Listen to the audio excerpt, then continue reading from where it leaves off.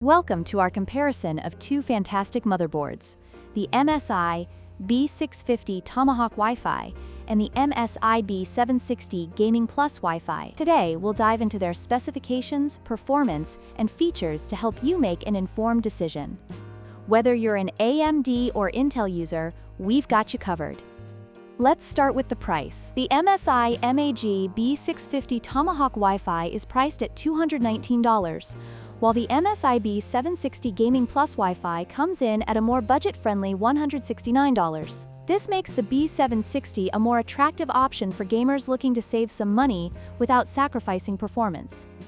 Next, let's look at CPU compatibility. The MSI MAG B650 Tomahawk Wi-Fi supports AMD Ryzen 7000 series processors, while the MSI B760 Gaming Plus Wi-Fi is designed for Intel's 12th, 13th, and 14th general CPUs. This difference in compatibility is crucial for users when choosing their motherboard based on their preferred CPU brand.